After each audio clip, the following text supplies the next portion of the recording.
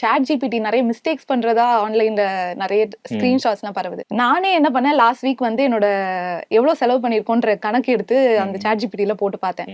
அதுல ஒரு ஆன்சர் காட்டுச்சு. அந்த ஆன்சர் வந்து கரெக்டா இல்லையான்னு எனக்கு ஒரு சந்தேகம். அதனால நான் அதை நம்ம நார்மல் கால்குலேட்டர்ல போட்டு பார்த்தேன், தப்பா இருந்துச்சு. நான் வந்து லிட்டரலா சாட் ஜிபிடி கிட்ட சண்டையே போட்டேன். அப்ப அது சாரி எல்லாம் கேட்டுச்சுன்னு வச்சுக்கோங்களேன். பெரிய லம்பாடி பொம்பளையா இருப்பா. ஒரு ஏ இந்த மாதிரி ஒரு தப்பு பண்றது வந்து நம்ம எப்படி ஏத்துக்க முடியும்? நம்பலாமா? ஏனால தப்புலாம் பண்ண முடியுமா? ஏன்றது ஒரு டெவலப்பிங் சிஸ்டம், அது ஒரு டெவலப்டு சிஸ்டம் இல்லை. இப்போ நேரோ ஏன்ற மாதிரியான விஷயங்களை நம்ம ரெடி பண்ணுறோம், ஒரு சேட் பாட்டுக்கான ஏஐ ரெடி பண்ணுறோம் போது இதில் எரர்ஸ் வர்றது ரொம்ப ரேட் கம்மி. ஆனால் ஜென்ஏஐ பக்கம் போகிறோம், ஜென்ரல் இன்டெலிஜென்ஸ் ஏஐ எப்படி போகிறோம் அப்படின்னாக்கா எந்த கொஸ்டின் கேட்குறோன்றது ரேண்டமான ஒன்று தான். ஸோ அதுக்கு வந்து அது அக்யூரேட்டாக பதில் சொல்லுமான்னு கேட்டால் சொல்ல வைக்கிறதுக்கான முயற்சிகள் தான் வந்து கம்பெனிஸ் எடுத்துருக்கே தவிர அது ரொம்ப பர்ஃபெக்டான ஒன்று எந்த கம்பெனியுமே சொல்லலை. நீங்கள் யூஸ் பண்ணுற அத்தனை மாடலுமே அண்டர் ட்ரைனிங்.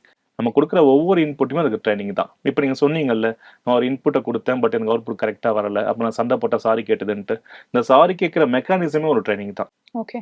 ஸோ அடுத்த முறை உங்களை மாதிரியே ஒரு ரிப்பீட்டேட்டிவ் டாஸ்க் அதுக்கு போகும்போது முதல்ல போன முறை என்ன தப்பு பண்ணுச்சு, எங்கள் கேல்குலேஷனை தப்பு பண்ணுச்சு அப்படின்னு அனலைஸ் பண்ணிக்கிட்டு பெட்டரான ரிசல்ட்டை கொடுக்கும். ஸோ நீங்கள் இப்போ யூஸ் பண்ணுற அத்தனை மெத்தடுமே ஒரு ட்ரைனிங்.